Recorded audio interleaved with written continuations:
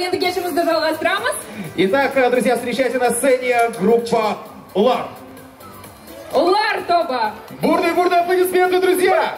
Қошеметтеріңіз. Ассалаумағалейкум, Астана. Астана радиосының ұйымдастыруымен жасалып жатқан Астана күніне арналған концерт. Құтты болсын. Көңілдірек отырайық, ардақты ағайын, мерекелеріңізбен.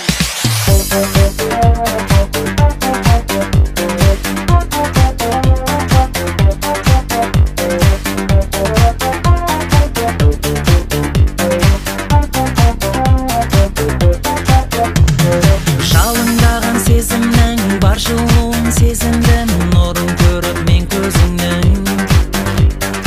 Әрбір